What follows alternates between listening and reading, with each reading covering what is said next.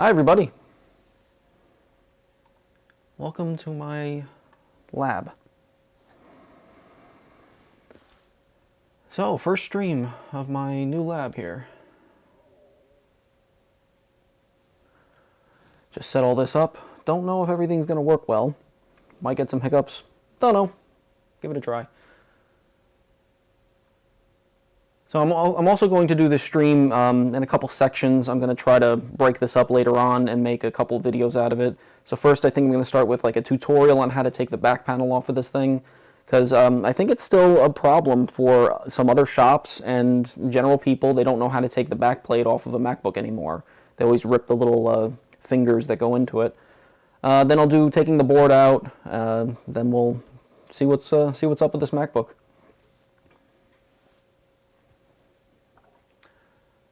Everything looks to be going good, so awesome. So, hi everybody, I'm Paul. I'm here at my business, PS Electronics. We have here an A2338 MacBook Pro, the M1 model from 2 years ago, liquid damage. So we're going to open this thing up. I'm going to show you how to open one of these up, and we'll get into it.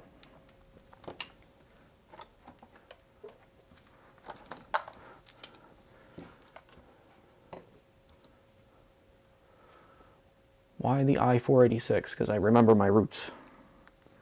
Never forget your roots. It was one of my favorite processors back in the day.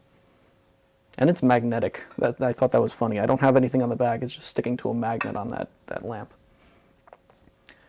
So this is the average MacBook. All the MacBooks are like this nowadays. They all have this same plate, pretty much the same screws. The Airs have 2 extra screws on them now. This is all the current model line. You need the pentalobe screwdriver. Some call it a pentalobe 4. Weeha over here, they call it a pentalobe 4. I doubt you could read that on there. Other places like this one with the WoW stick calls it a pentalobe 5. I think in the iFixit kit they also call it a pentalobe 5. I don't know. Well, we're going to take that. We're going to open up, take out all the screws. So it seems there's a lot of shops even, a lot of technicians that just don't know how to open up these MacBooks anymore. The old ones, you just pull the bottom off. They come right off, no problem. Some of them had 2 little clips or 2 little magnets that kept the middle bottom kind of stuck together. That's not the case with these anymore. First off, we need to separate this a little bit. Some people use a suction cup on here. I don't have a suction cup ever. It always disappears, so I just take a screwdriver, put it into one of the screw holes a little bit, and just pry it away and get 1 fingernail underneath it. That's all you need to start, is 1 fingernail. Get a couple more fingernails, and you're just going to pull it straight back until it clips. Don't ever put a screwdriver in here. That was a common problem on one of the older machines. People would stick a screwdriver in here and they damage the logic board, because the logic board goes right up to the end here. So if you stick a screwdriver in here, you're going to damage something inside here. Either you're going to damage the battery up on this way, or you're going to damage the logic board down this way. So just suction cup, or I just use a couple of my fingernails, pop it off, come over here to this side. We're going to pop this side off. Now that's step 1. We there's 2 clips here that need to just be popped forward. So now there's a couple of fingers that are going into slots down over here. So we got to push the lid that way to get this open. So I'm going to put some fingers over here on the body. I'm going to grip the lid and push it that way. You're going to lose some knuckle skin the first couple times you do that. Eventually you'll get the hang of it to where you don't cut yourself on this part of the MacBook here. And you see these little fingers here, and we already see the liquid damage, the beginnings of the liquid damage. So those fingers fit into these slots here, right where the air vents are. So you need to make sure you pull that out. Just don't rip it off and bend these things up, or else it'll never sit flush again. And you put creases in the back panel that the customer can see. So that's opening. Now, first thing you do as soon as you're in this, whatever you have to do with this thing, the very first thing you do is disconnect the battery. So this is the battery right here. I could take this cover off so you can see it. There's just a sticker that protects it. Put the stickers on something that it's not going to ruin. If you're not going to put them to the side, and I like sticking them in the machine somewhere, don't put them on the battery. It pulls the covering of the battery up, makes a little bubble. I don't know if it does anything in the long run. I just don't like it. I don't like to see it. So I either put it on a speaker where I can pull it off of here, it's just plastic, or I put it on the trackpad cable. The trackpad cable is strong enough it's not going to affect it pulling that sticker off. So the very first thing you do, disconnect the battery. We don't have to take the screw out. All you have to do is lift up this connector. It has the locking bar here, and just pull that cable out. The battery is now disconnected, but I have to preface that. If the battery is okay. So if the battery's damaged, which we do have some liquid around here on the battery, you might still have voltage on the battery. But considering the look of this board, there's probably no voltage left in the battery. I bet something shorted around here. Yeah, I don't like the look of a couple things, so I bet something shorted on here and the battery's dead anyway. We can check that. I need to work on getting some software for a multimeter so I could display the multimeter on the screen. That'll come up eventually. Let's check PP bus. 0. Absolute 0. So battery's probably dead anyway, but very first thing, no matter what you're doing in this thing, just get into the habit of always disconnecting your battery the very first thing you do when you get into it.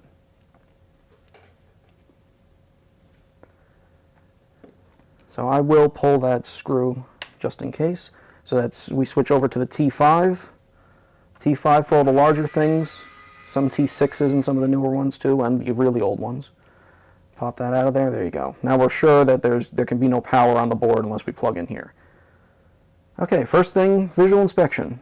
So I see, got some spillage right here, there's some corrosion right around here and up here. This is a common spot for water ingress in these, is right by the trackpad and keyboard connector. So this is the trackpad cable that goes up to the trackpad. This goes around to the keyboard.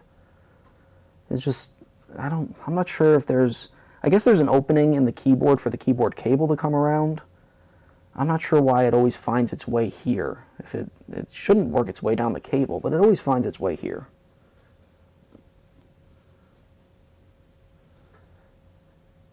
Okay, I got a good look at it, got a good lay of where everything is. Always look in the back panel too. You see where the water came in from. Looks like the spill was mostly on this side because that's where most of the liquid is. So it came into this side over here. So next, removal of the board. So it's a 2338 M1. You can tell it's an M1. If you're used to seeing these boards, you can tell it's an M1 because this is a lot smaller here. The heatsink, this square is a lot smaller. The Intel processors are a lot wider. So this being shorter, you can see that it's an M1 right away. Okay, so first thing I'm going to do, there's two sets of screws in here. Actually, there's 3, but one's an oddball. So we have T3 and T5 screws. So I already have the T5 on. No, actually, I'm going to switch to the T3. So the T5 are the ones that really locate the board into the machine and hold everything down.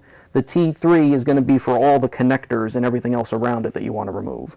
So we're going to go around and remove all the T3 screws first, because that's all the connectors you want off before the board is actually loose. We got 3 there. That's a connector cap. Then we have touch bar, 2 touch bar connectors, and the USB-C ports. Those are T5, and then we have screen cable as a T3.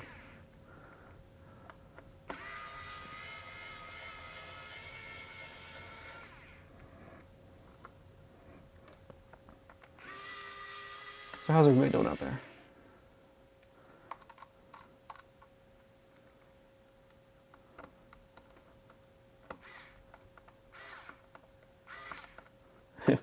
I look up at chat and I can't put a screwdriver in.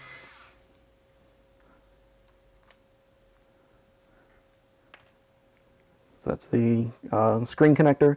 The screen connector is one of the things that you have to make sure you have no power on the board when you connect and disconnect the screen connector, because you can blow out the webcam with leaving that connected. And then we have way over here on this corner, this is just the end of the heatsink is screwed down over here. It's kind of the same board structure and look as the 1708. When the 1708 came out in 2016, they kept kind of the same structure going through. And then we have this one oddball here. This is you need a 3mm nut driver for this.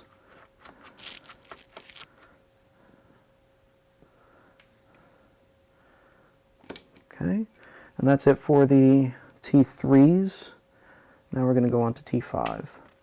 So first, still continue with the connectors, connector caps. Take out the trackpad, disconnect the trackpad. Ooh, oh, well there's your problem. Oh boy. Let me show you a closer view of that.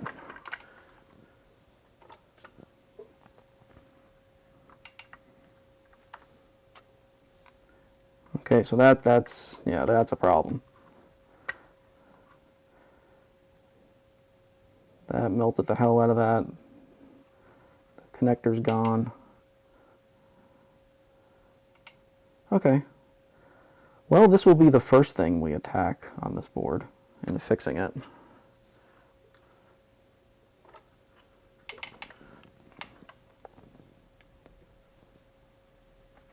Okay. Got a good area to concentrate on there. And nothing else looks that bad. I don't like how uncomfortably close the liquid staining is to the CPU, but the heatsink has these little fingers that come down and contact the board, and they usually stop and soak up any liquid that's going around it and keep it around the CPU instead of getting underneath the CPU. This is the audio board, headphone board over here. That looks good. Okay, now oh, I forgot the actual board screws. That's all the connector caps. Now we go for actual board screws.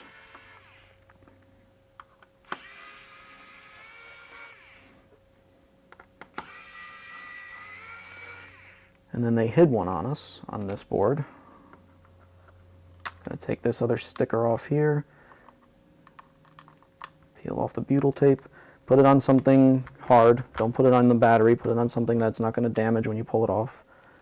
And I pulled off one of the antennas. There you go. So that's the Wi-Fi antennas and one more screw hidden underneath that sticker.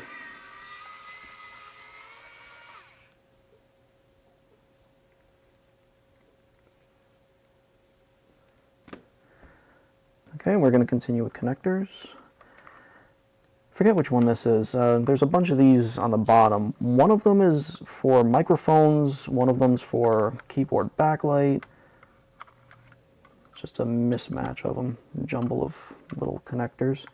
This one's for the speaker.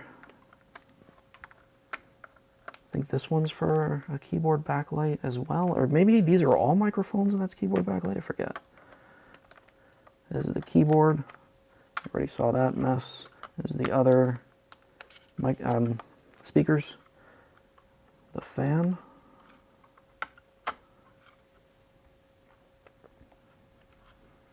okay, and all these connectors here, you lift the little locking bar that's here and then pull the cable out of it. So you see how they're connected there. You lift the little locking bar and pull the cable out. And fold them all back a little bit if you can. Don't be too rough with any of them. And then as I lift the board, I'm wiggling the board. I always wiggle my board, and wiggling it is going to show you where you have resistance on it. It's touching here, it's kind of like bent in here, so that's why it's pivoting on this point. If something was still connected, it would be pivoting on that point, and it lets you identify what you left connected. And there we go. There's a board.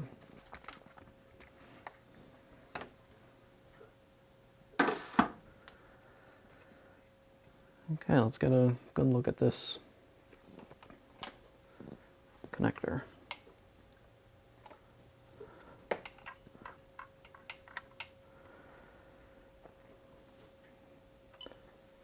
Oh, that's crunchy.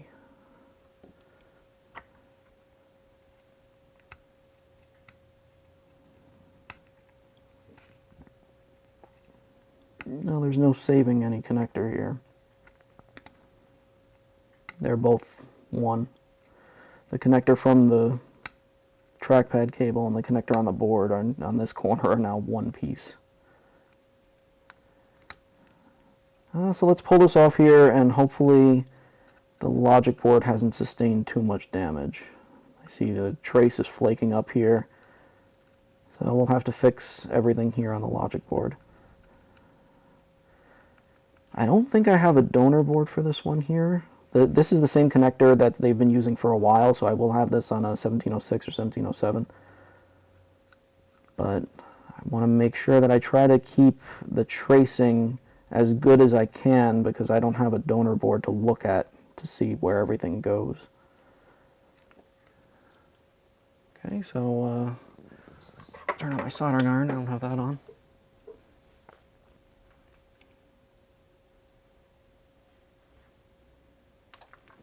Some fume extraction, because this is going to be stinky. I really hope that's not too loud for you.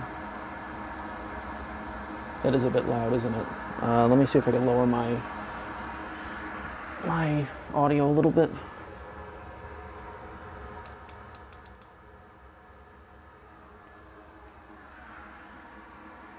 Okay, that looks a little bit better on my end. I hope that's good for you guys. Do you get any spares at all, or do you rely completely on donor machines? Both. I don't have spares laying around, especially you can't really do spares for the new ones because the data is locked in this new one. If we go down here on the bottom of the machine, that's the hard drives. That's the only hard drives, just these two on the side. This is where all the data is for the customer, so you can't just change out a board on any of the new ones unless the customer's okay with not having any of their data back. But most of the time they're going to an independent repair shop because Apple will do that no problem to them. They will just give them a white box machine, take their machine and send it off to India or China to be reconditioned. And then you don't get any of your data. So most of the time when they're coming to one of us, an independent repair, they need their data back because Apple's not going to give you your data back. I'm going to use a large amount of flux on this. And yes, let's give it the JTAG treatment. Just burn it right off the board.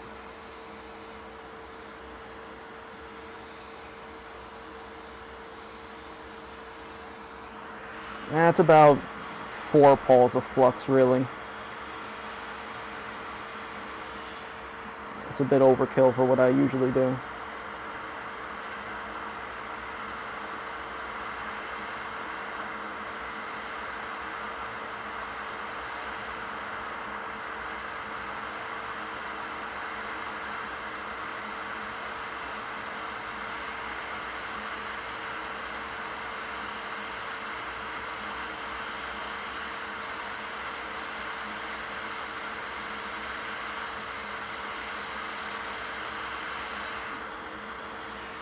Okay, I got most of it off.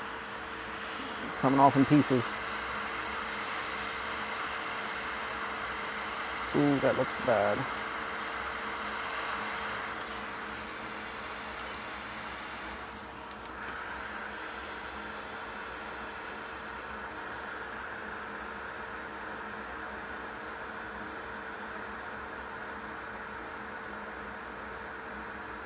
Any chance of swapping NAND chips from bad board to good one? Yes, and it's more complicated than just that though, because all the different models, there's different things tied in. For just repairing, it's easy. For repairing, it's not that much of a hard time. You can swap the NAND chips, put new NAND chips on, and then you could go into DFU restore mode and just reformat the NAND chips. That's not that much of a problem. But you don't get any data like that. If you want data, then it's a problem. Then you're swapping NAND chips, and this one is the M1 processor, so I think you have to take the processor with it too. Not many people do that work. There's a guy, Master Lou, he has played around with that a lot. He does stuff like that. I see him in the Facebook forums talking about that stuff. It's good to know the information. It doesn't really help you that often. Like if you really need data, then yeah, maybe it'll help you get data for somebody, but there's not many other options that you can do with all of that.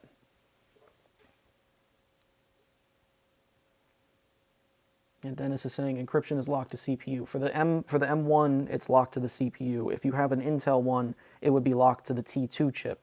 So then you have to transfer the T2 chip and its RAM that's built on top of it. It's kind of like a iPhone CPU, and then transfer the NAND chips.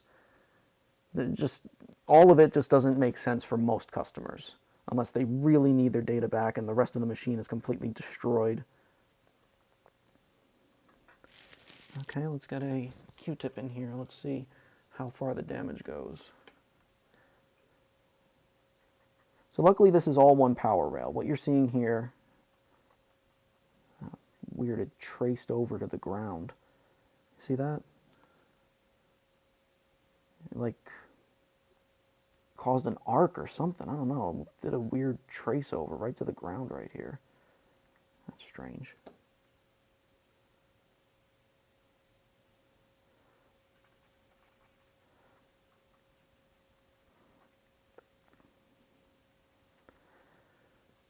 So if I take you over to the schematic, let me get the schematic open.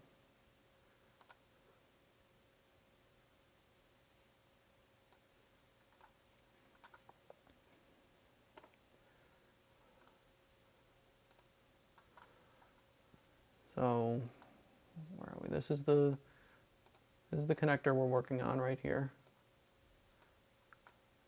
And this is the same orientation that we're seeing it on, and these are the pins that are all burnt up. So PP bus. It's no longer PP bus G3 hot, this is called PP bus AON on this. And the whole end of the connector, both sides, is all PP bus AON. So if we come back to the microscope,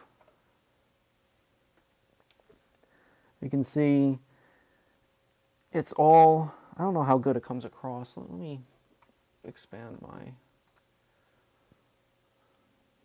preview here. So PP bus AON is, you can see the trace is all right here. It's all this big trace. This is not part of it. It has a circle around it, but this whole trace here, it's all going here. This is all PP bus AON.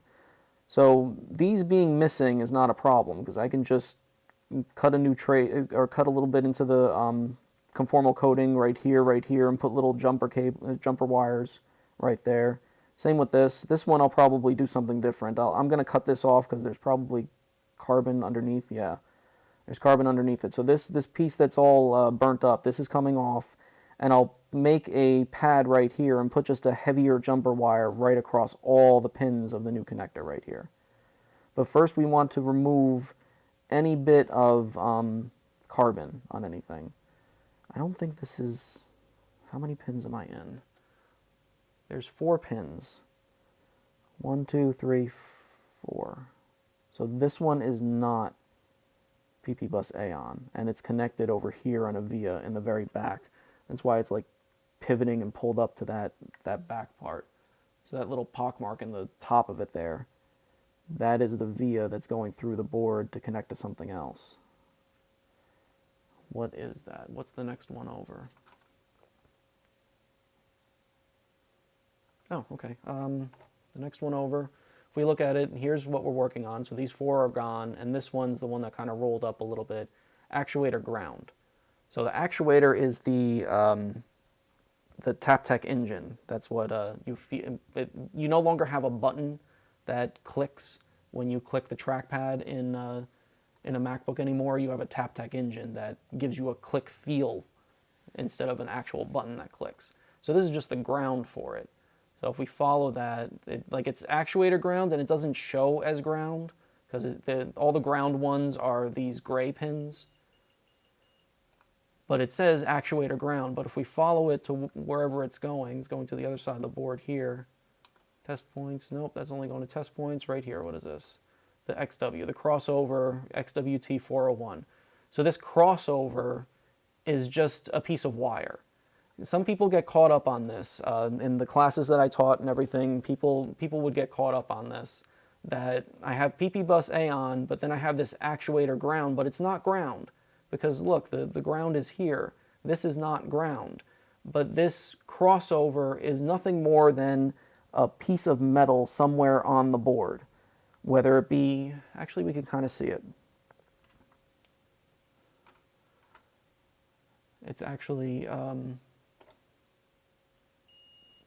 topical on here. So that is the XW. What you're seeing right here, this is actuator ground, actuator ground, actuator ground. It goes into this trace right here. And then this little bit of extra trace that, well, why is this even here? There's probably 2 or 3 vias that are going from this topical trace, the trace that's on the very top of the board, and going down inside the board and connecting to a ground plane that's all the way on the inside. So this is basically just a jumper. If I were to take a knife and cut this right here, all of this would no longer be ground, because this is where all the ground is going to, is right here. But then this is ground too. So this ground and this ground is exactly the same. They probably had this disconnected at one point during testing, during the initial build of the machine, and they wanted to see how much current is coming back on the ground. So that's why it's like a remnants of that there's still a place that you can disconnect it and then put a amp meter across it to check the amperage. Hello, Warren. So we got to get all this carbon out of here as much as we can.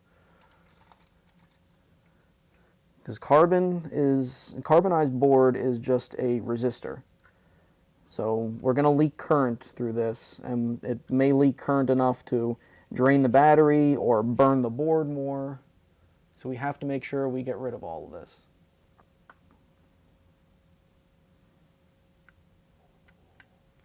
So let's cut this trace off here.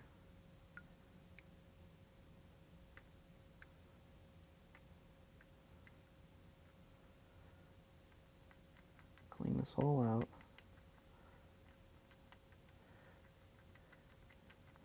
I also want to worry about this, because yeah, this is just ground, but what is it resisting to with this carbon?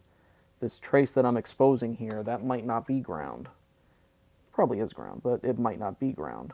That could be a PP bus A plane underneath here.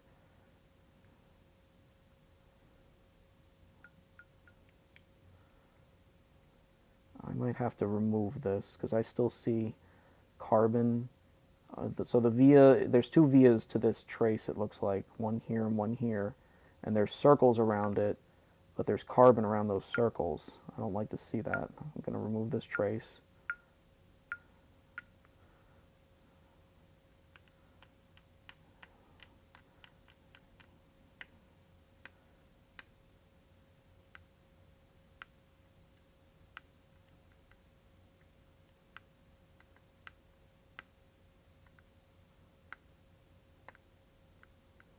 Okay, that looks like it's carbon free now. So does that.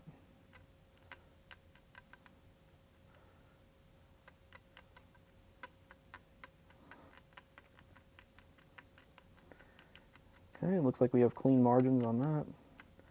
I just have to remember to jumper this one over here, or probably put a jumper from right here to the pin that's hanging out right here. And now let's clean up this one.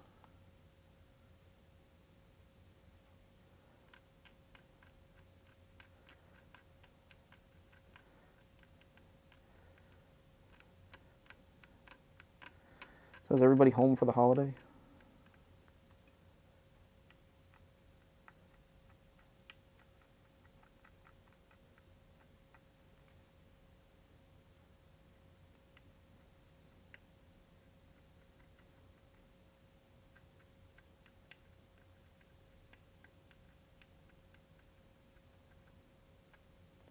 Okay, while I'm here with the knife, I'll create the pads then I'm going to solder jumper wires too.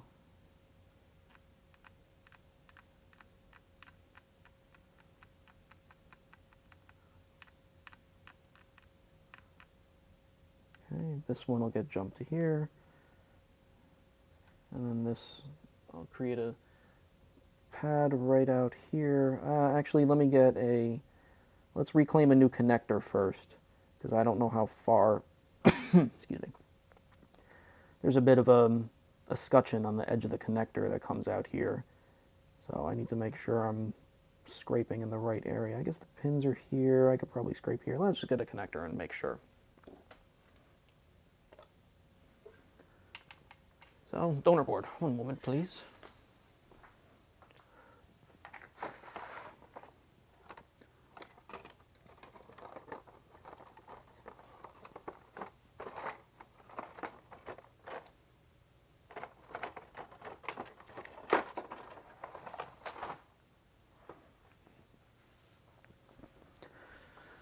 Okay, I have a A1706 donor board. Is that the right size? Yes, that's the right connector. Okay, let's put this one on, or at least get this ready.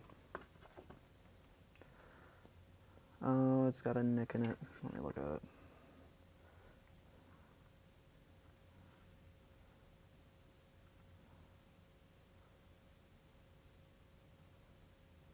Let me try another one.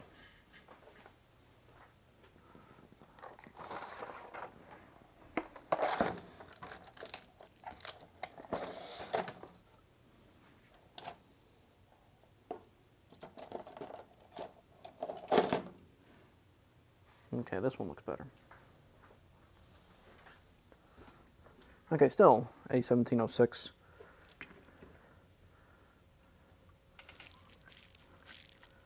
Yeah, that one looks perfect.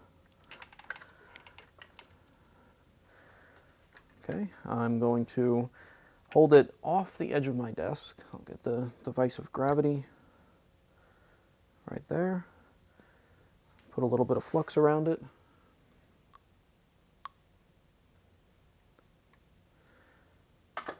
To remove the nozzle from my air station, and I'm heating from underneath.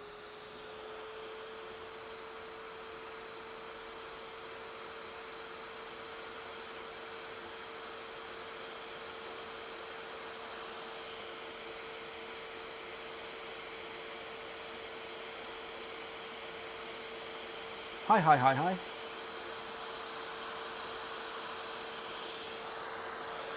And I'm heating up the wrong connector. Oops. That was the keyboard connector on this.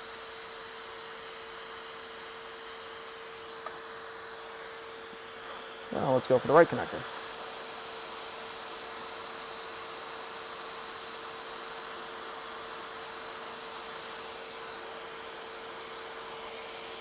Grab my tweezers.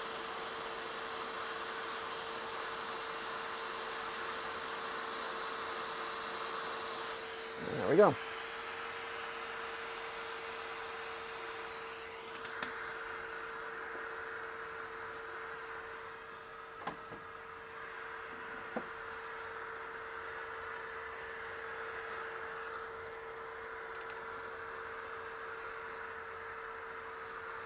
So, reclaimed connector.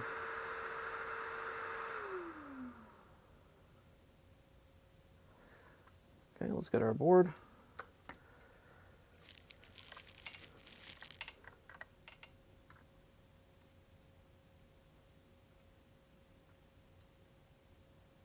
Line it up.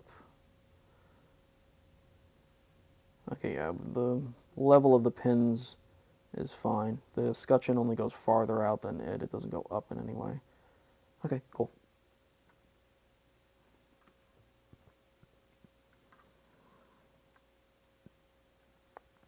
So then I'm just going to create a nice pad right here.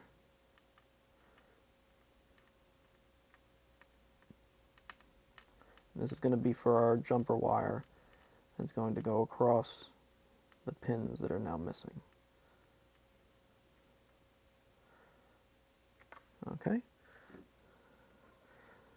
Now before we can get that to sit right, we have to flatten out all these pins. So we'll take a little bit of flux, some fume extraction, and some Gootwick.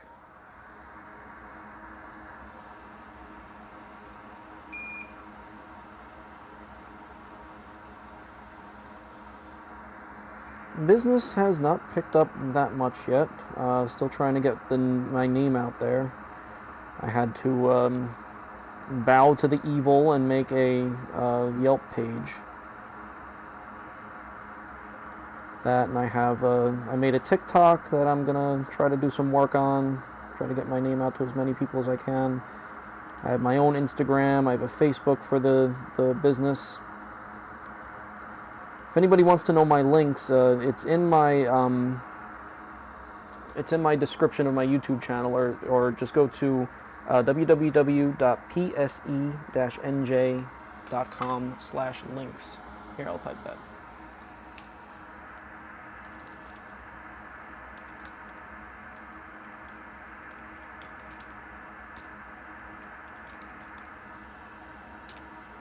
Oh, hi, I got it for me.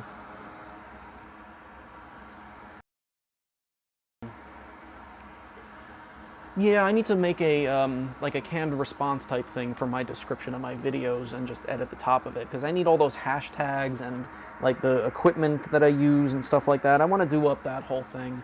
I just haven't had that much time to do all that. So some of the pads are giving me a hard time wicking. So lead-free solder doesn't like to wick that well. So it's better if you just take some leaded solder, go over it, and then they'll wick up really clean really fast for you after that. If you're ever having any problems wicking anything and you're getting these weird points that want to stay around and stuff like that, just put some leaded solder on.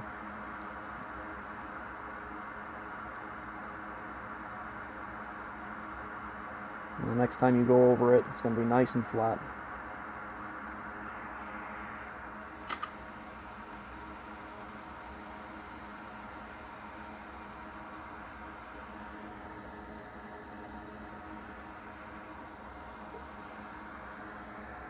Two vias under the remove pad? Yes, there are two vias under the remove pad. Actually, I should test them and make sure that they are ground, because everything there should be ground. That's actuator ground. So the top should be ground, the pad should be ground, everything should be ground. And hopefully some designer wasn't stupid enough to rely on the pin to transmit a ground somewhere. That would be dumb, but it would not be unheard of.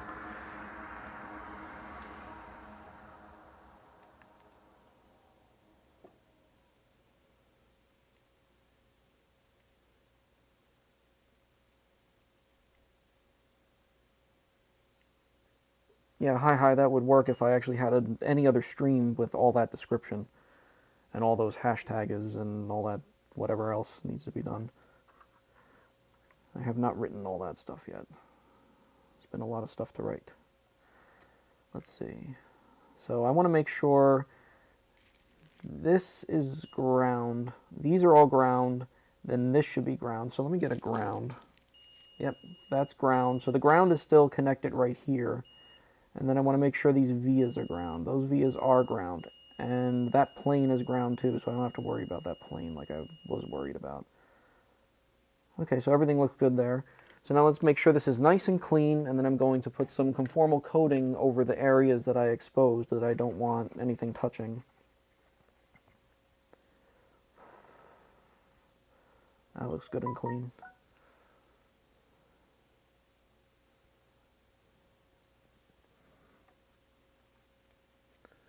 Okay, conformal coating, where are you? Still not fully set in my location here.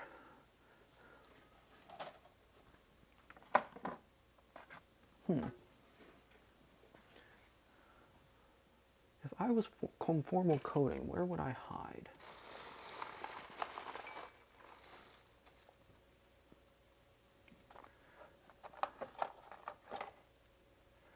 I have CCRS thermal paste. That's no conformal coating.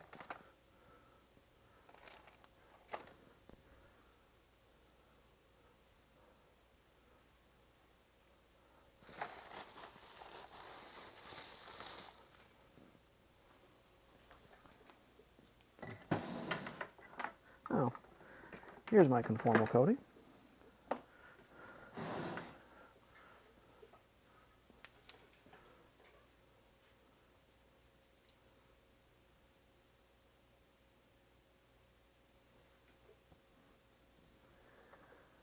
Hi is still having fun sitting in the New York location with not much to do. If any of you are still in New York, feel free to stop by and say hi to Hi. I don't know how much longer he's going to be there. He should be going back to school sometime soon.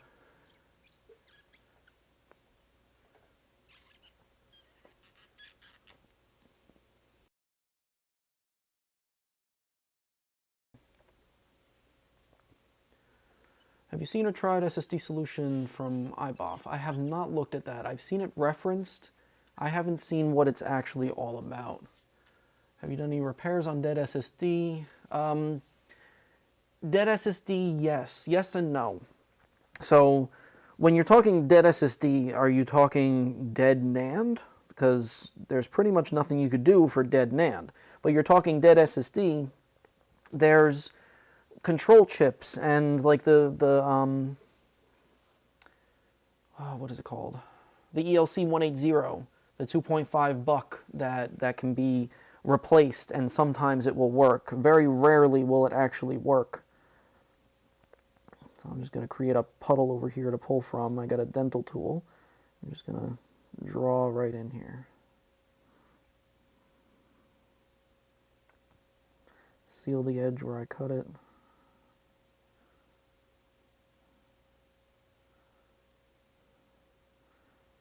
I just want to cover up all of this ground. It doesn't matter on the via, because it could have just connected to it, the pin on the new connector.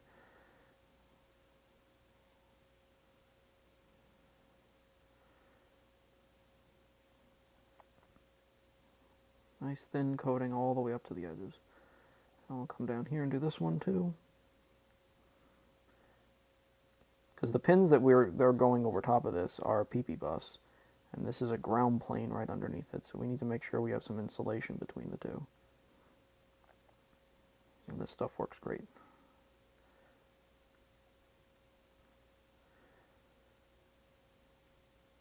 This is the Mechanics UV solder mask. Good stuff.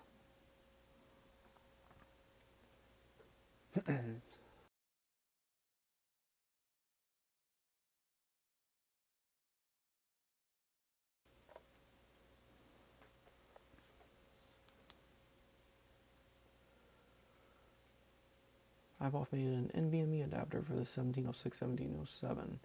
BGA based, so you need to take the NANDs off rather than using the lifeboat tool. I mean, that could be useful. Sometimes the lifeboat tool doesn't help, and you can't get that tool anymore. I wish I bought one when they were around.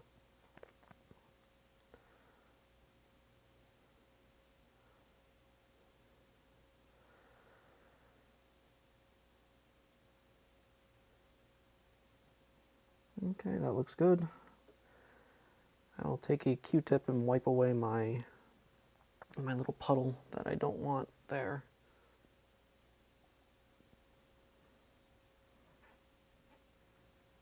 There you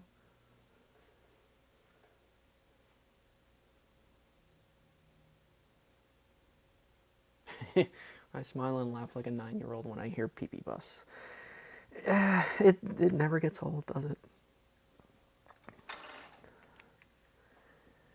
Okay, now we'll just hit this with the near UV laser.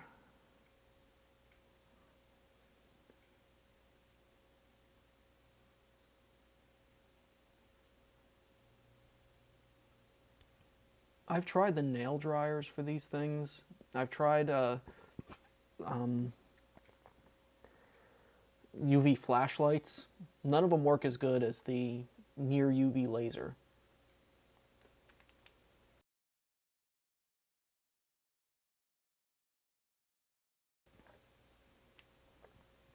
I don't know if maybe this UV coating isn't actually responding to UV. Because when you get an LED flashlight that actually has real UV, there's like, what, 380 nanometers or something like that, whatever actual UV is, it doesn't cure as fast as this one does. It could just be that this thing is just better concentrated, that since it's a laser pointer, that the laser pointer is just better concentrated in one little area, so it works better. Or it could be the wavelength. This is 405 nanometers. It's more towards the blue end than UV. It's right there in the middle. It's very close to UV. And it works amazing. It works very quickly.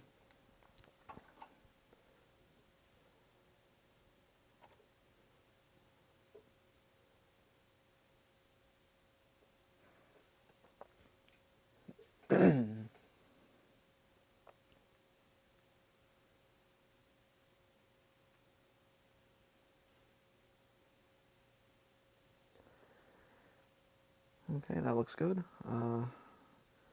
Just give it a wipe with the Q-tip. There you go. Now we're ready to place the new connector. Where'd I put it? There it is.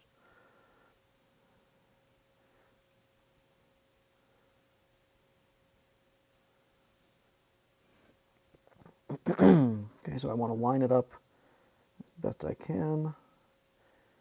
And then we'll come in here with a micro pencil, a bit of flux. I want to choose light pins for the first pins that you're going to touch with the micro pencil. So the micro pencil does not have a lot of power to it whatsoever. There's not a lot of thermal energy. It's a very tiny piece of metal that you're trying to heat up things with. So when you don't have anything connected yet, you really want to make sure you go for one of the light signal pins or something like that. So this one I could tell it's just going down to this diode here. So I'll use that one to anchor there. Now it's not moving. Now I'm not going to be able to move it. Make sure everything's good. And then I'll come up over here, and I don't know what's a signal. This one's going to be a signal. There we go. Now let's go down here a little farther. There we go. Now this isn't going to move anywhere. We got three pins connected. Now we can fill up the whole thing with flux and start soldering all of them.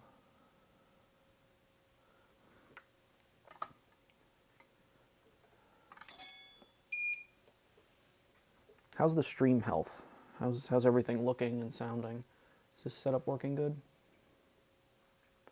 I just looked up an interesting adapter. You solder on an NVMe adapter to a using device. Oh, interesting. This is a fully built, new built streaming setup. I'm using the desktop Nook. So I got a Intel NUC with an i3 that I'm streaming from. And all of my cameras are USB. So that gave me a little bit of problems. That's why there's a black screen delay between transitions. Because I have to deactivate when not in use, or else the USB channel just can't handle 3 cameras going across it. The only one that's always on is my my main camera. My main camera is my photography camera. It's my D850 I'm shooting from. And then I got this Microsoft webcam for my overhead, and then the regular Microsoft camera, or microscope camera.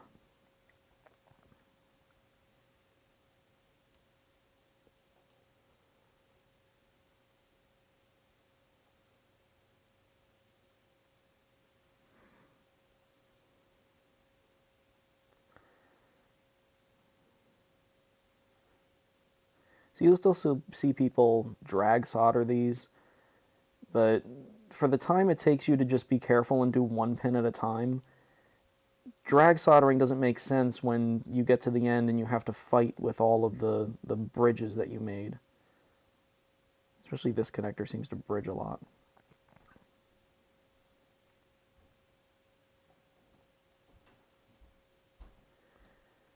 Okay, that side's good. I'm going to turn it around so it's easier to do the other side.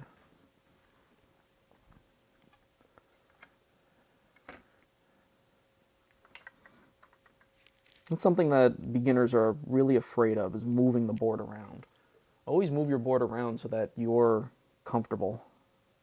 The board's comfortable laying on your desk. It doesn't care. Your wrist cares.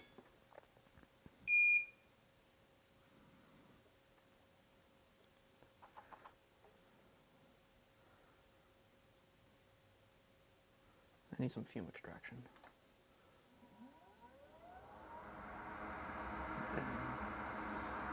Really, all the connectors we work with are really small and fragile. Drag soldering used to be the thing. Everybody loved it. That's what everybody did. I was never a fan of it that much. I always had to fight with bridges. When you get to the end, you have this like 5-pin bridge of solder because you put too much on, of course. I find it just as easy just to do this. Touch every pin.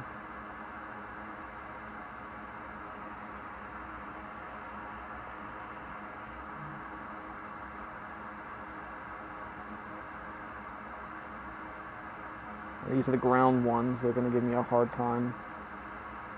You can kind of see, I don't know if that comes across on the camera that well, is that I can tell that the solder is only at the tip. It didn't go underneath the pin. But we're going to correct that later. We're going to heat this up with some hot air too and just reflow it into place when we're all done.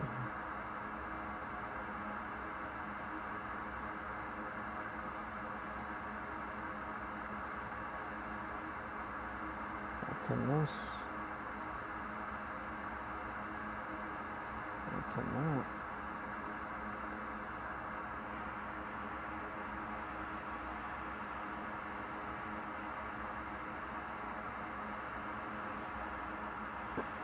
Okay. Now I'll reflow it, get everything nice and flat and pretty, and then we'll run our jumpers.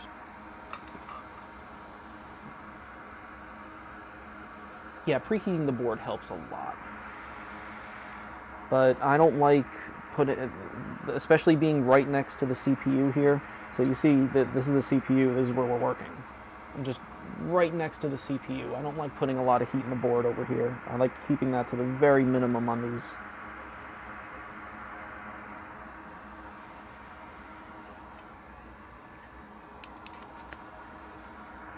The microscope camera is 1080p on HDMI, or it's HDMI to a $25. What is it called? What's the computer store in New York City? And I can't think of Micro Center. It's a $25 Micro Center special HDMI capture card. So yeah, I'm sorry, that's not even that.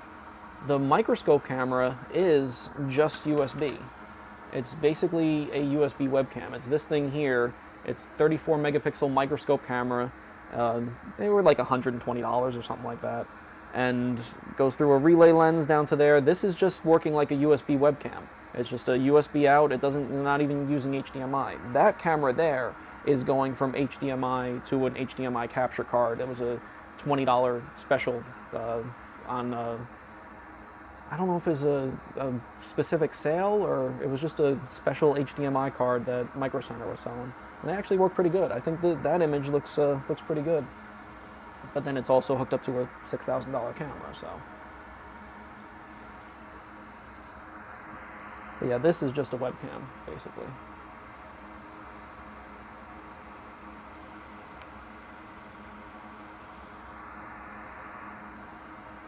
Cues.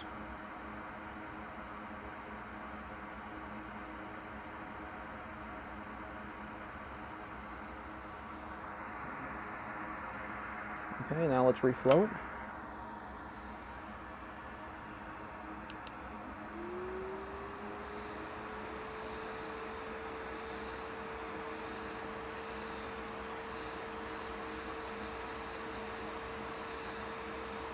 Yeah, Hi found those capture cards.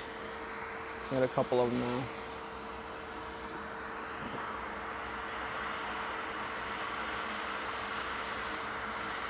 And when doing this, you want to not move the connector at all. So I like to try to do half and half, and not melt the connector at all either. I'm obviously a little too close, too hot. Got a little scorched.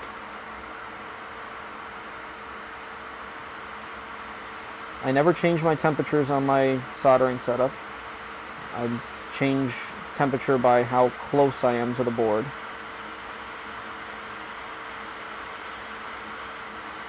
Okay, we got some meltage. It's just the grounds did not melt. Let's get over there. Try to get that ground. It's hard to manage. You gotta watch the plastic, make sure you're not singeing it, and you gotta watch your solder points. There we go. Last one went in. So now all the little solder blobs, this is all ground, so that was all like little solder blobs on there. They all kind of looked like this one does. This one just has a little bit too much solder on it, but that's fine because it's well connected. Same with this one. But all of these looked like that, but because the solder was only at the very front of the pin. But now that we heated it up a little bit, all the solder flowed underneath the pin now, connecting the whole pin to the pad. Same with the other side of it. That one did not go. The board's hot. I can probably hit it and get it to go on good now.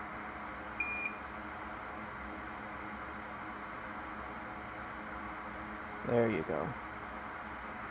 Perfect. Now we can run our jumpers. Let's do a little bit of cleanup. Got some schmutz lying around here.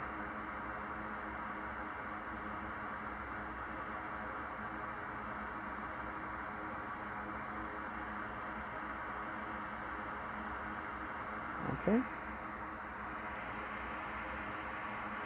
So let's start with those two. Let's get a little bit of flux on this.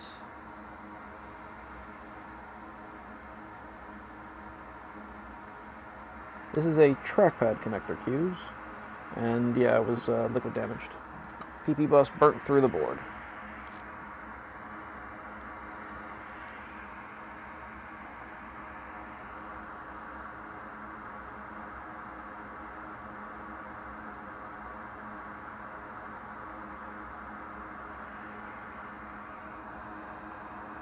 Pull some jumper wire.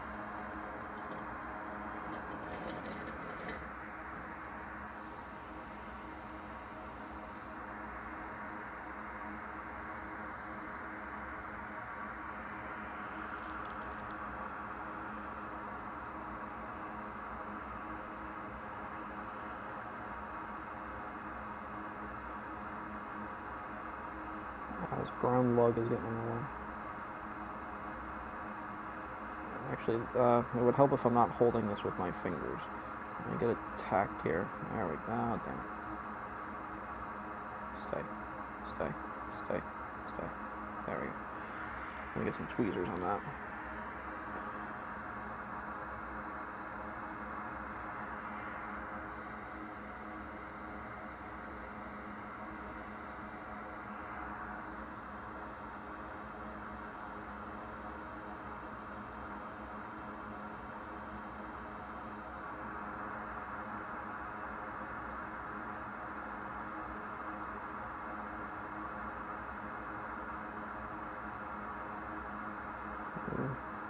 Everything's getting a little cool. Micro pencil really can't handle that.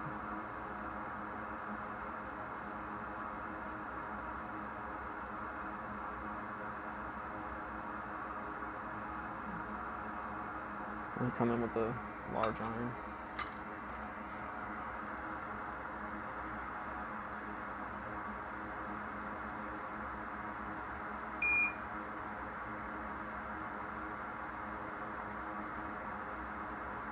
Better.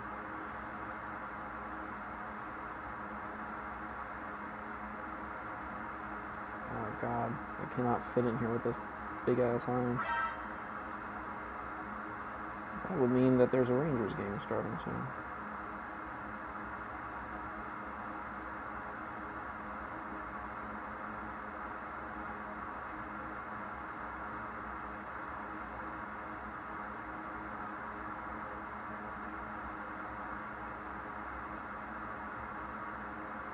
That looks better. So sometimes that's an advantage now. Since the micro pencil can't really heat up the board, now we can probably tap these pins a little bit better without worrying about melting them off of the board. Perfect. That looks great. Okay, and then the other one, I'm just going to pretty much bridge it right from this side. So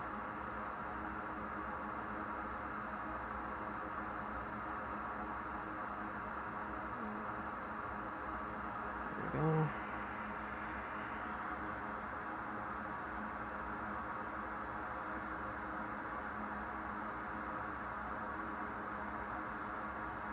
And that's good enough for one of the many actuator ground pins. Now for the other side, I'm going to have to select a larger jumper wire. Let's turn this around.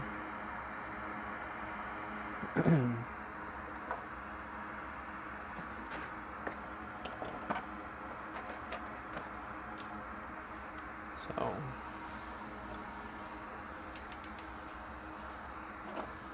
let's get a little bit larger jumper wire.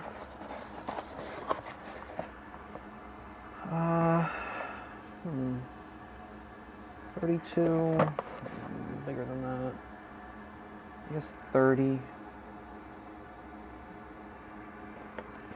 or 28. I'll take a look at either one of them next to it.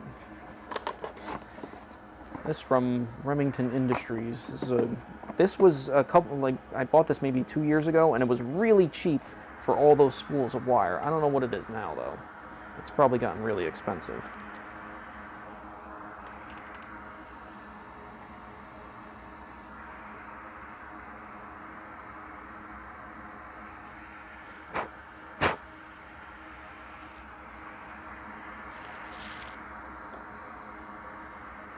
So let's see what the smaller one looks like first.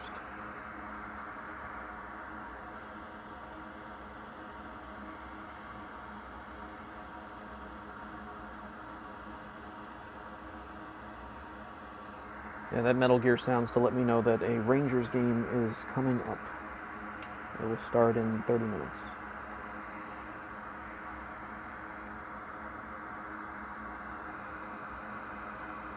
That's a bit big. Yeah, that's a little bit too big. This is the smaller one too. Yeah, let me get a smaller than this. 30 gauge is too big. So, yeah, it looks like 32 will do.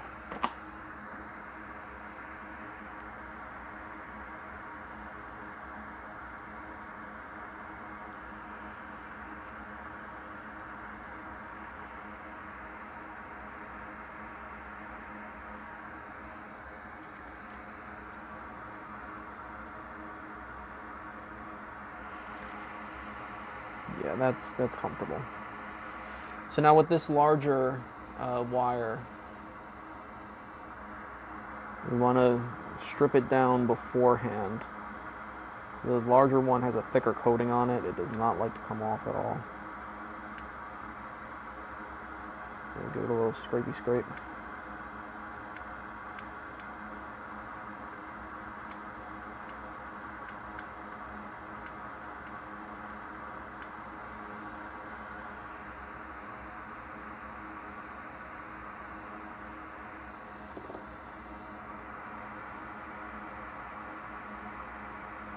Okay, just right across all these. That looks like it'll work out nice.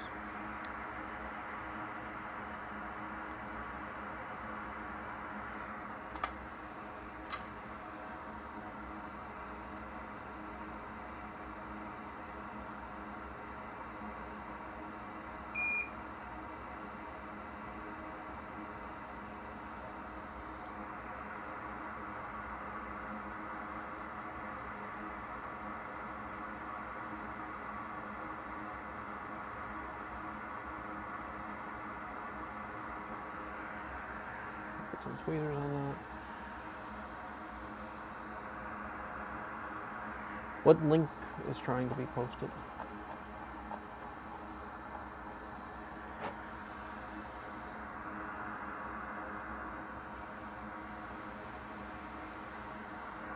Oh, the Remington wires.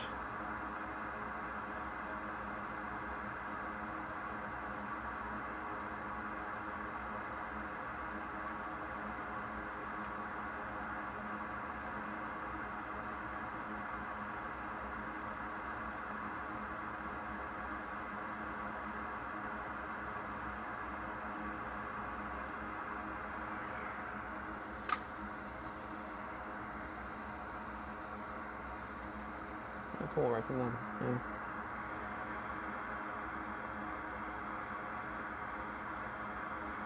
Yeah. I found that kit on Amazon. I think it was only like $30 or something like that, which was like an insane price for that many rolls of magnet wire.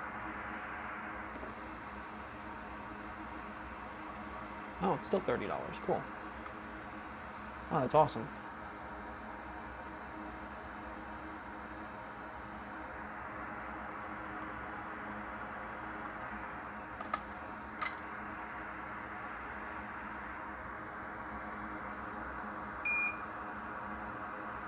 Magnet wire of different sizes is a must-have tool for any kind of electronic work.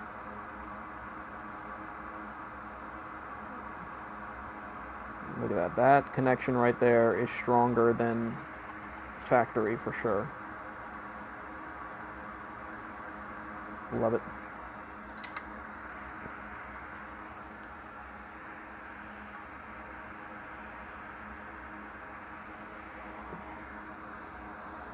Got the small jumper wire again for that one other ground actuator ground.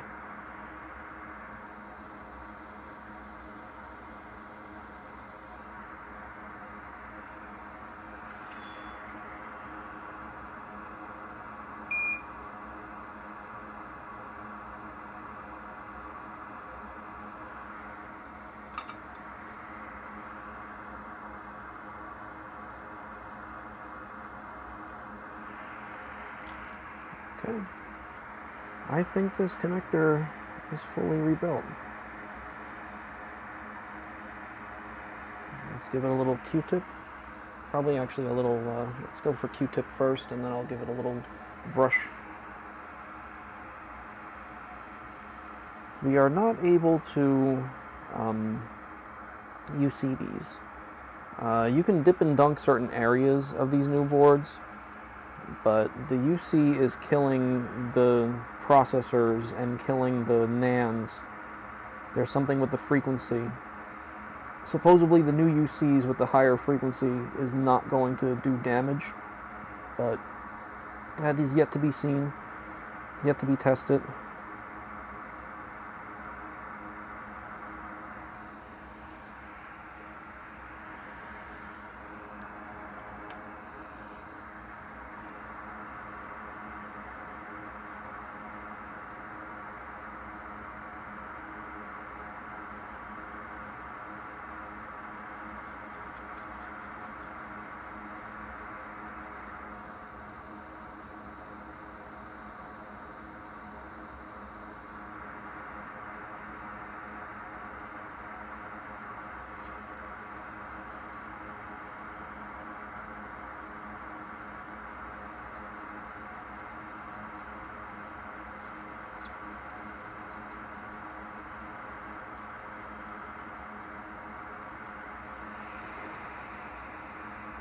I want to get the flux out of the connector though, so let's get a brush. It's a regular acid brush, just cut it down and then soak it in some alcohol.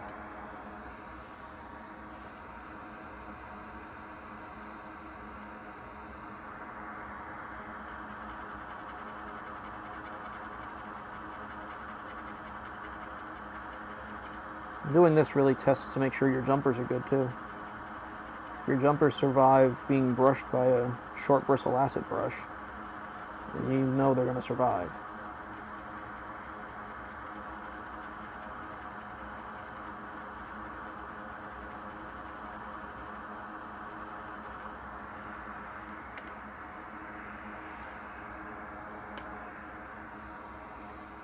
Turn that off.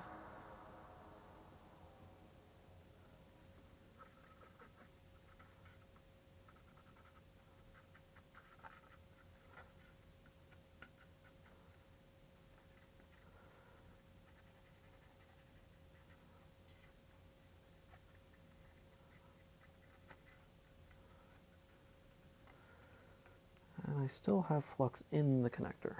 That's annoying. Let's see if this dental tool is skinny enough to get in there without moving pins. No, it is not. Okay, really small tweezers.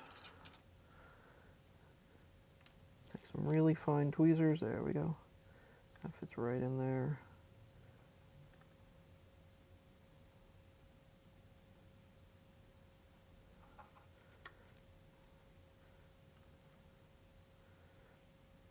So I break up some of the tension of it, and then brush and alcohol should take it out. First, clean my brush off, dip it in alcohol, and rub it on a paper towel a couple times. Try to get some of the flux out of the brush. And then beat the devil out of it.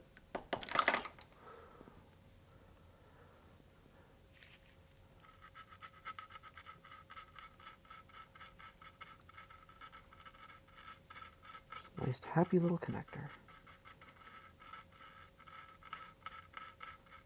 Just nice, light brush strokes.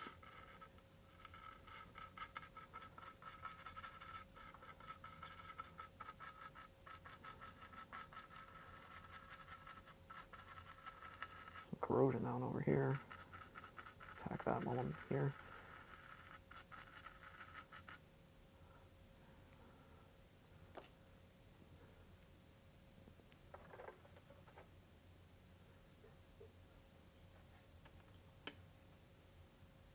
Holy shit, Hanel's here. How the fuck you doing? You in California yet?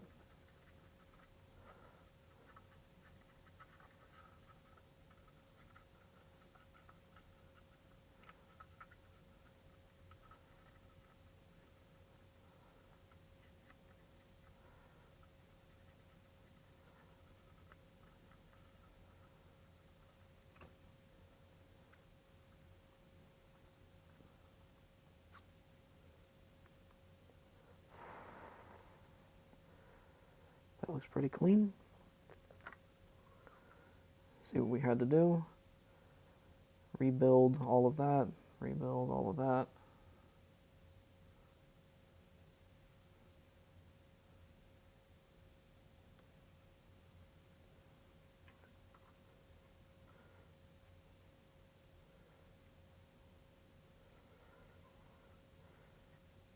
Okay.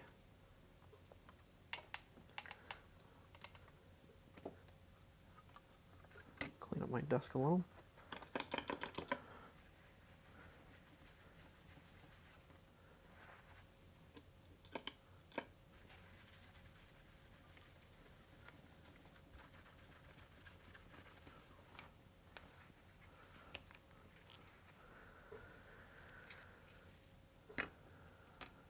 Now we can see if this will turn on.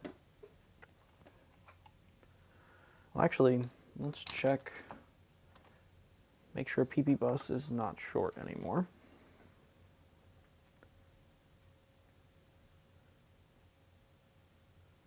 PP bus is not short, that's perfect.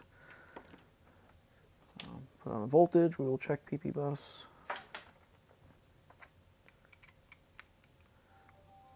I need a connector, and it is 15 minutes? Yes, 15 minutes till the Rangers game starts. Where is my charge port? Hello, little charge port.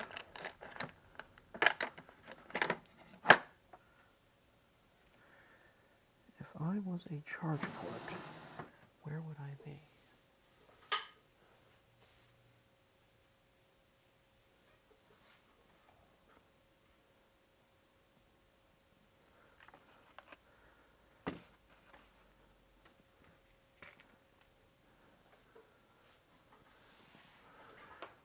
Okay, now I start to see what I am missing from my desk, what I still need to find.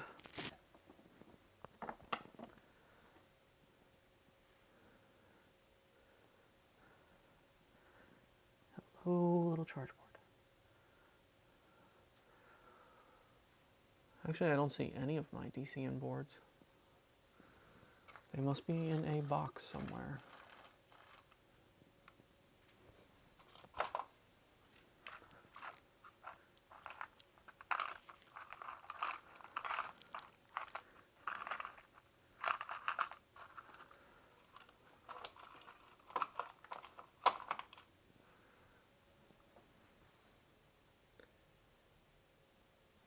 I'm gonna have to take the customers out and use his.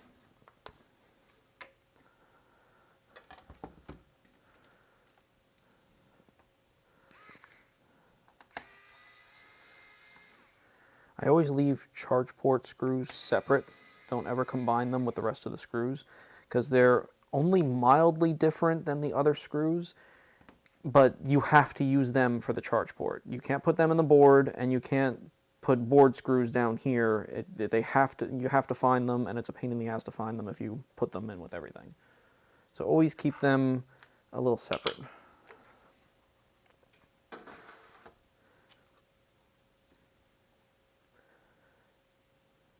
Okay, customer charge port, connect it. And what do we have? 5 volts, 200 milliamps, 20 volts,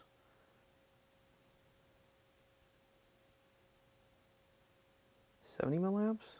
I think that's turning on for an M1. 140 milliamps, that's definitely turning on for an M1.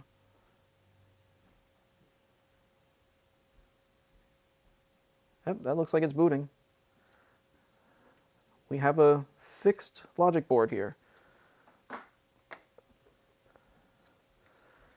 Okay, now we have to work on the machine. Because this, that is bad. Okay. No fan spin. Virtual fan spin.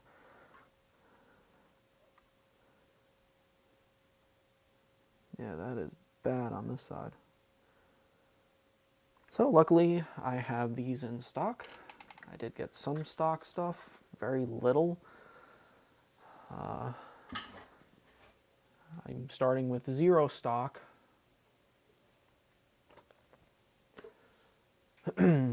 Still looking to make an order of phone screens because that seems to be the most of the inquiries around here is people that need phone screens. So just that, $1,500 hit of trying to get one of every phone screen and battery, and it's kind of hard to take right now.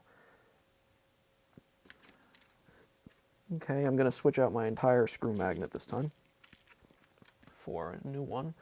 And let's get this trackpad out of here to change this trackpad cable.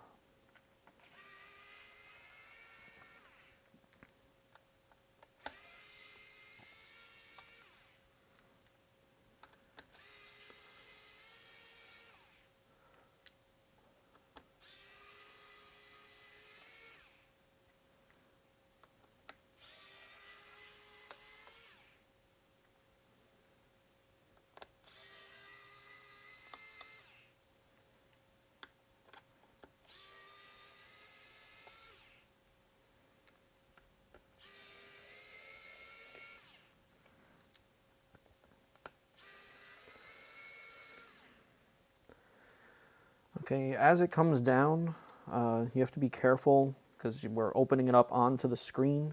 Don't let the machine slap back down, crack the screen. Don't let yeah, oh, I forgot a screw. It might, since there was liquid on here, it might be kind of stuck in the frame. So don't let it stay in the frame as you open it up and then it slams down on the screen. Make sure the cable is not adhered, because it's normally adhered to the battery right here. Make sure that's not adhered. So slowly open it up. Make sure you feed the cable through. And make sure you keep your hand in here. Don't let the body of the MacBook slam down on that screen, because this screen is way too expensive to replace. Pull it out and look for your spacers. Don't lose any of these spacers. If you lose these spacers, the click just doesn't sound or feel right. So I'm missing a spacer here, but I can see that there's liquid all around it, so it's probably just stuck. Yeah, it's just stuck in the body. Let's see here. So I'm just gonna pull this out. That is not pulling out. Okay. We will clean that to get it out.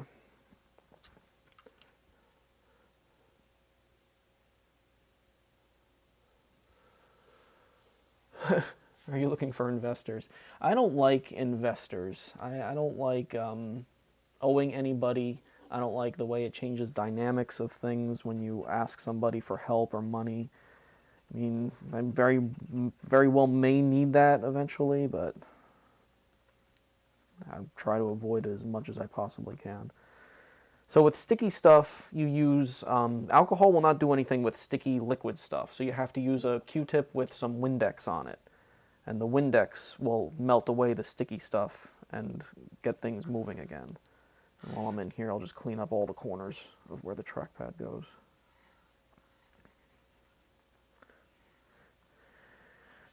What I'd like to do, I haven't talked to anybody about it yet, like some of the iPhone suppliers, if they do consignment, which I'm sure with the way people like to run their businesses, they probably don't, because I'm sure they got burnt way too many times.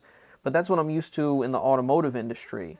Like, we had a full gigantic wall full of tires, all the most popular sizes of tires, and we didn't pay one dime to have those tires put in the store.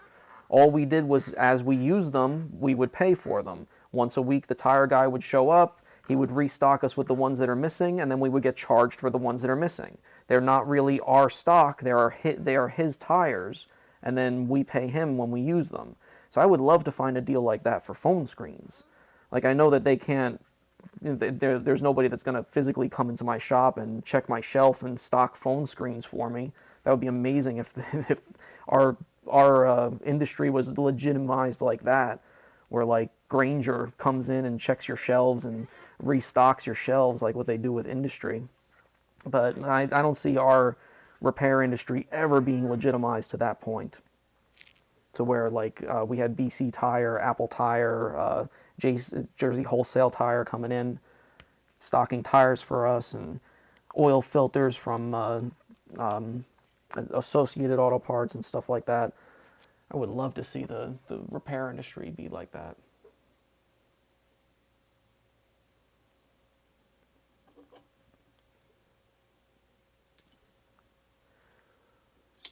Are you just doing iPhone screens or Samsung too? I think only iPhone screens for now. Maybe Samsung? I've never done a Samsung screen. I've seen it done. I've never done a Samsung screen myself. It doesn't look like something that I would want to do. It looks like something that takes up a lot of time.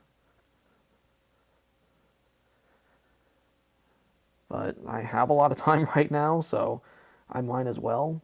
But it also seems like it's hard to stock for.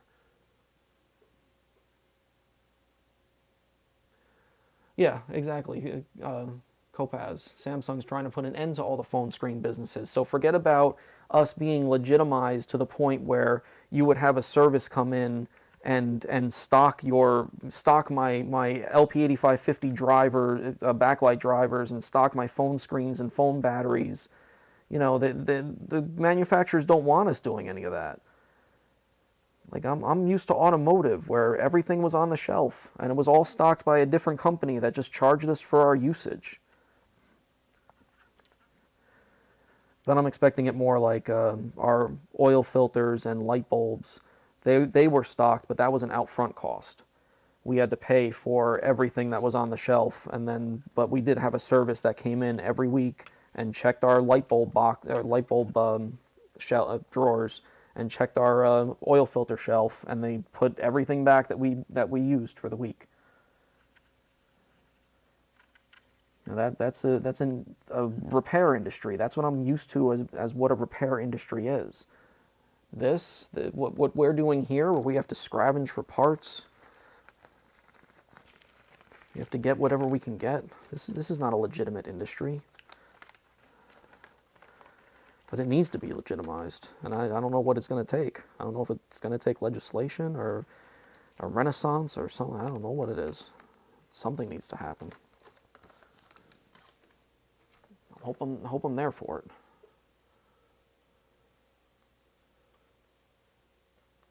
You can get a connection with Batteries Plus, Samsung screens.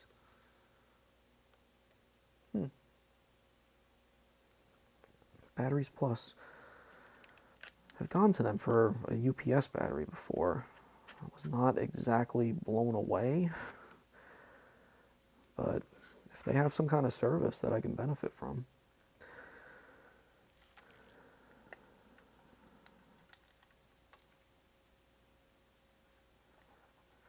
Okay, so make sure all your spacers are there around every one of your screw holes. They're these little spacers. Don't lose them, or else it just doesn't click right anymore. Putting it back in is just as tricky as taking it out. Usually lay it on the screen, feed the cable up through, and slowly close the screen down. Now remember, the screen is going to want to snap shut at a certain angle, so keep your fingers in there. Line it up, close the screen on it.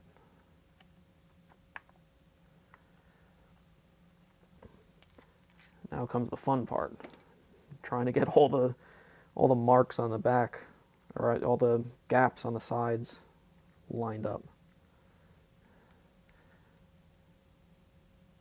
Has somebody been in this before? I don't understand why I have 3 with blue Loctite and all the rest are yellow.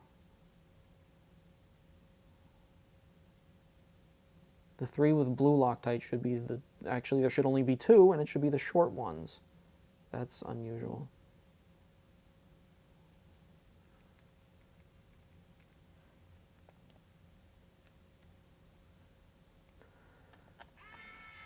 Okay, tighten that down and then loosen it. And then go caddy corner. So I go bottom one corner, bottom one side, top the other side. Quarter turn back. And now we stare at the trackpad the other way. And I'll forego the automatic screwdriver for this part. Grab my trusty Wera. And now we're fighting with gaps. So try to center it. If it gives me a hard time, I'll pull out some stencils and stick some stencils on every side, but sometimes I can just get it. Put your screwdriver in a screw, try to line it all up, and very slowly tighten that screw.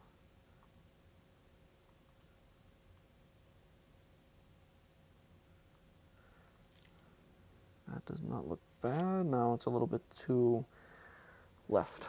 I have to go right.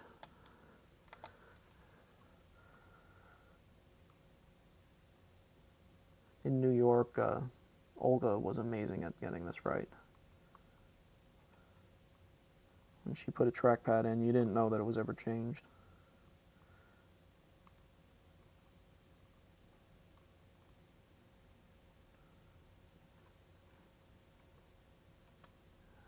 Okay, it's a little high. Damn it.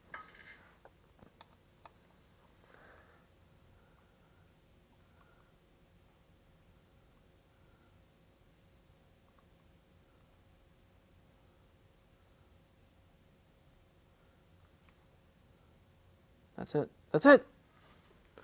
Now don't mess up the alignment tightening down the other side.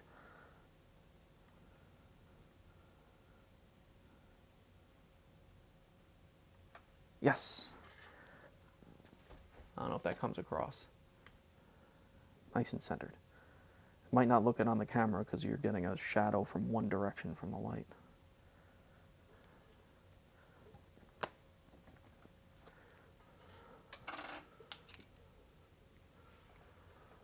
My game has started.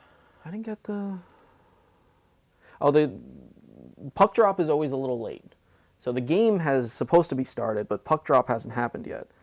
You will hear a buzz from my phone when puck drop happens.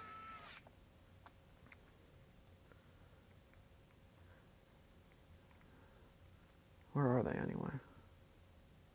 Columbus Blue Jackets. Oh wait, they're in New York? Columbus Blue Jackets at Rangers? No, New York Rangers at Blue Jackets, so they're in Columbus.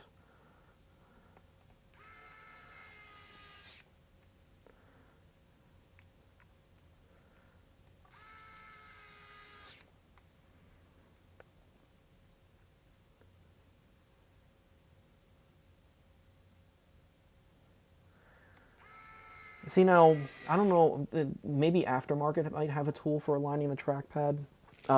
Usually I just take a couple SMC stencils and you stick SMC stencils on everything, or take the big iPhone stencils and stick the iPhone stencils along the side. That's usually the right spacing to get it just perfect. But Apple never changes trackpads, they only change top cases, so there will never be an Apple tool for that because they don't do this. They tell you it's integral to the top case and you cannot change it. I think they still say that crap in the forums.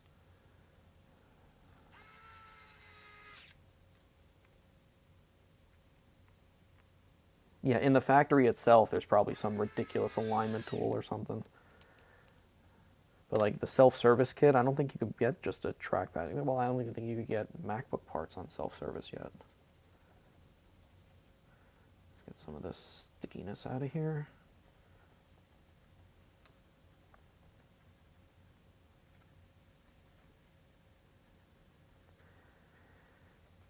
Okay, hopefully the battery works because there is some liquid on the cable at least. Doesn't look like it hit the board. Actually, let's take the board out of here and take a look at it. First, I'll take the cable out. Look at the connector. No, it didn't follow it down to the connector. Let's make sure this board looks okay.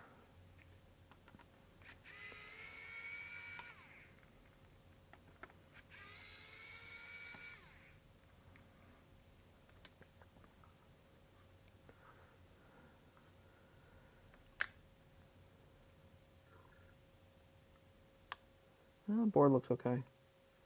Yeah, it didn't get anything. It was just a little bit on the cable. Awesome.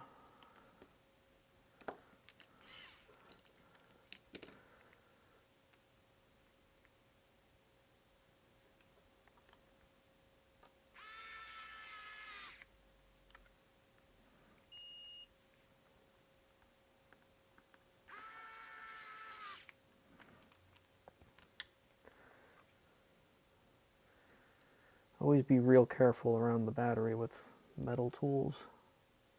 Can't turn this off, always has power on it. I wouldn't be surprised if it's mostly dead anyway right now though. Okay, first put his charge port back.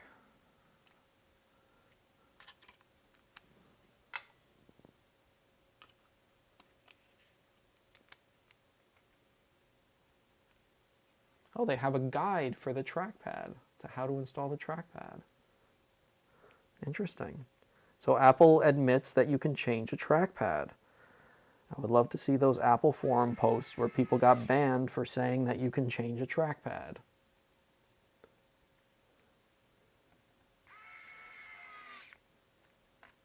I think Jessa had a hard time with that.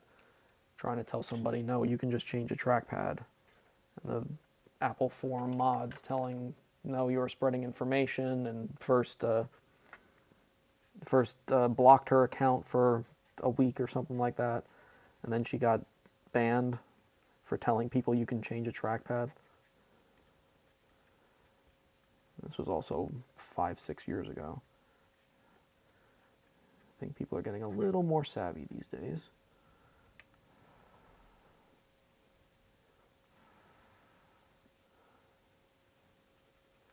I'm just looking over the board anywhere that there's liquid.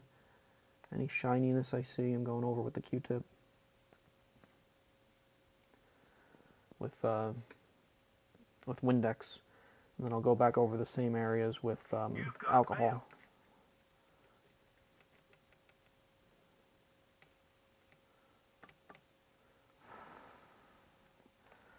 That looks clean.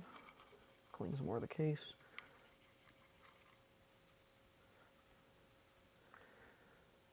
Now let's check the power button.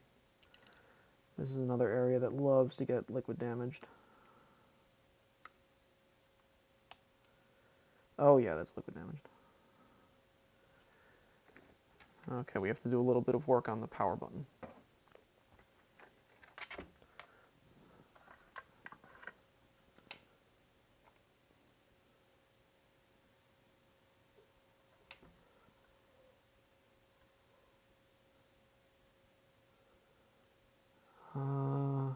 Ew. Okay, doesn't look that bad. Hopefully it just cleans off.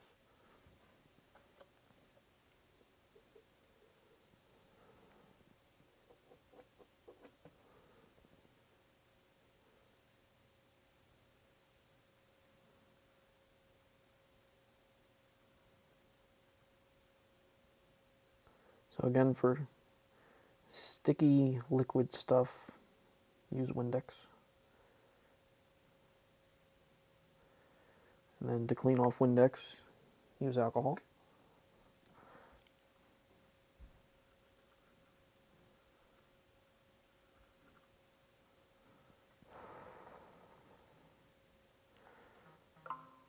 That looks good.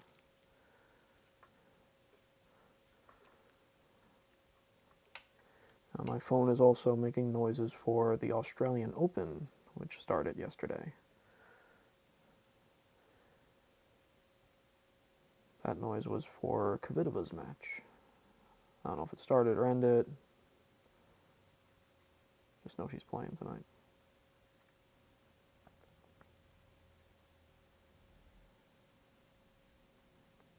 I guess it's early in the morning in Australia right now.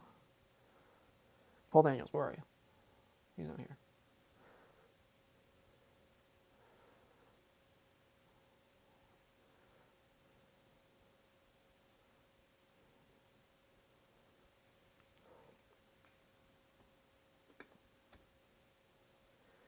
It's 11 a.m. in Australia, so yeah, that's the beginning of the day for the Australian Open. And what was that? Kvitova starting? Match started. No, Kova. Wait, who am I following there? And that would be the Rangers' puck drop.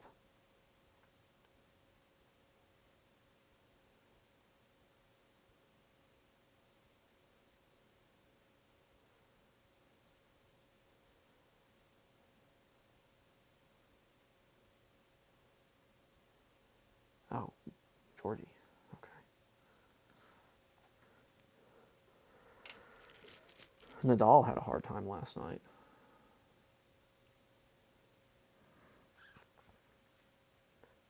He might not be that healthy for this season.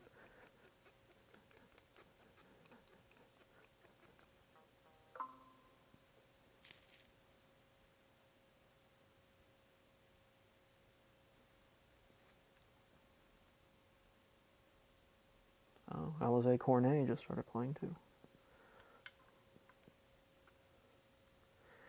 Okay, power button connector looks fine. It just needed cleaning. No electrical connection issues there. Just dirty.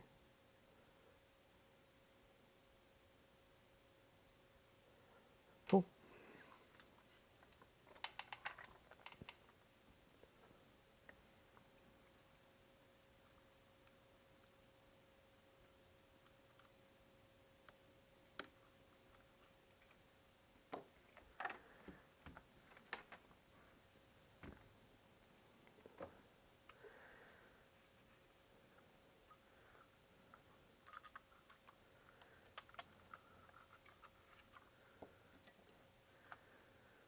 All the boards are getting more and more annoying with how you have to install them.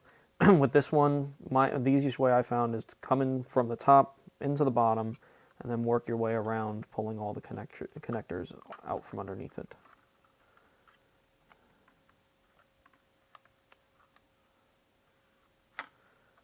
Everything's there, good. Now just to test it, we could just plug everything in. Nothing really needs to be screwed in except the battery.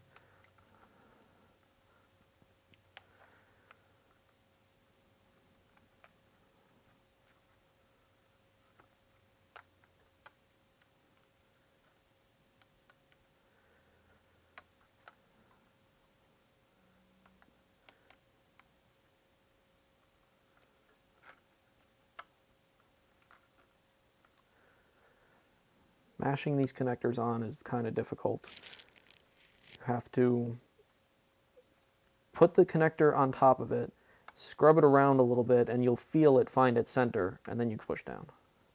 Don't just mash the connector on. You wind up bending a side of it.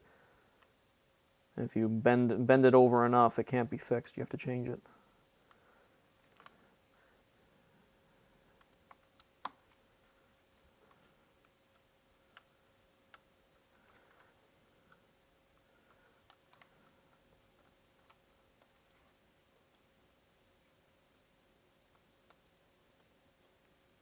Oh, how to replace keycaps and scissor mechanisms? I would like to see the actual way to do that. I'm going to have to look at that later. Because I know how I do it, and I could do it without damaging it, but I would love to see the recommended perfect way to remove them.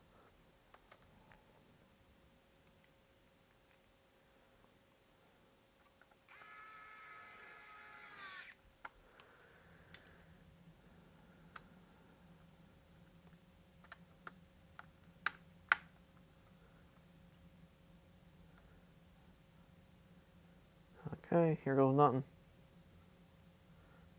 Contact.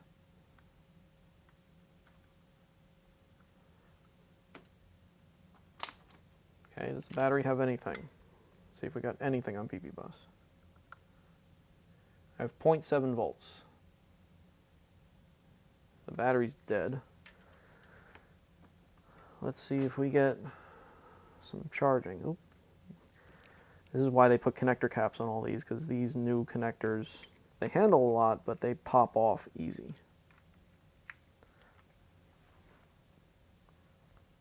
Okay, 5 volts, 20 volts, 120, 190, 200 milliamps, 220, so it's definitely charging the battery. I don't think we're going to get fan spin on it.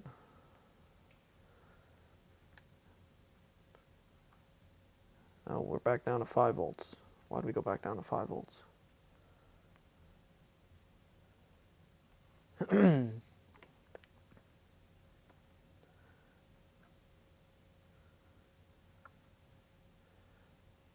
got 12.7 volts on PP bus.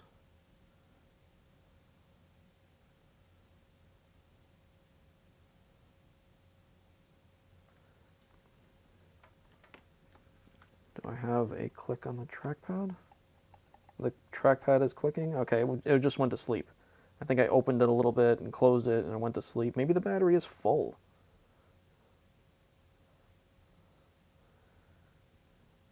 Do I have anything on the screen? I am loaded in the OS. Quick and easy with the M1s.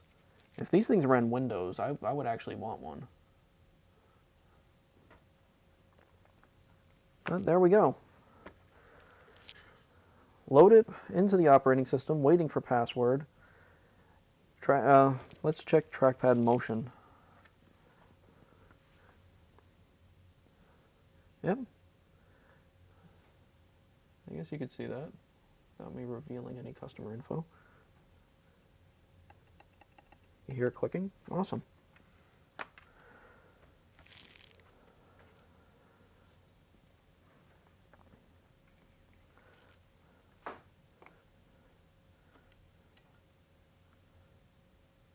So disconnect the battery for screwing it all back in.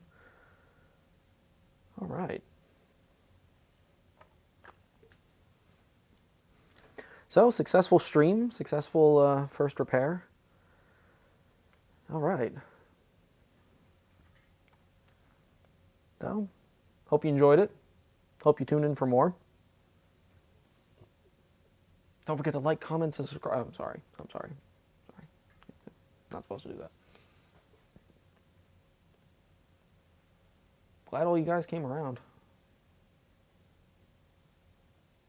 Makes me proud.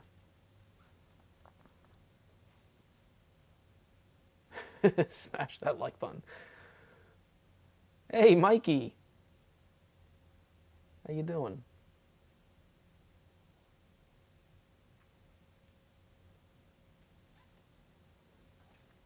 I can show you around the shop real quick before we go. Let's go for a roving cam. Let's see if this works.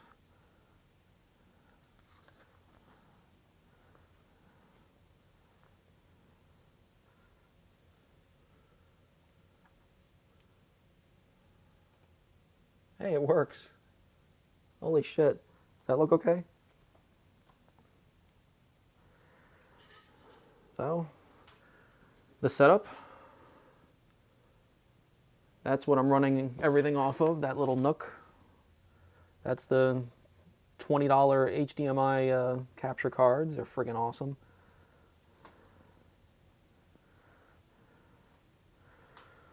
This is the space, still finishing. I'm putting up wire tracks for everything. I have a lot of Ethernet cables to run around here and all that. Lewis didn't want his on-air sign, so I have the on-air sign. This is going to be my administrative area here. It's all full of construction stuff. That's the sign for out front.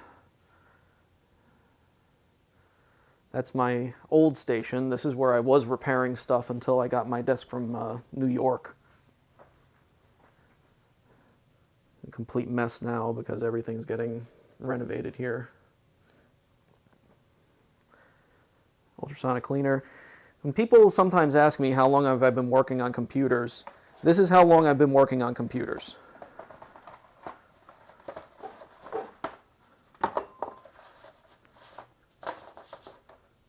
That's how long I've been working on computers.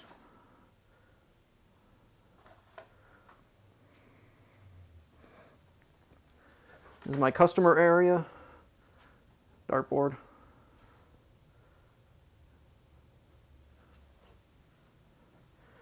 Shipping area. And my photographic darkroom, which is a mess right now until I get everything done. So I have some cool content I want to come out of here with too. Tim from TCRS, he has an X-ray machine and he X-rays his boards. And he sent me a bunch of the X-rays. And I want to develop them into pictures. Use the little dental X-ray films in the enlarger and enlarge them to actual pictures.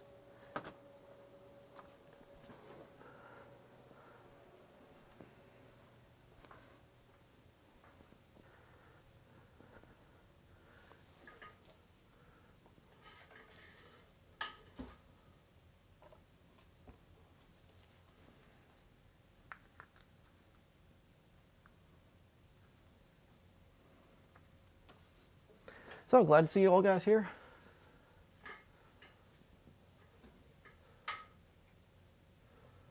Cool. What kind of cameras you collect? You gotta make a video or something. Yeah, I saved the Pepe from the shop. Some fan sent us that. And he kept getting abused in the shop, so I kept him safe. I like this little guy. He's not an evil frog. People turned him out to be an evil frog. He's not an evil frog.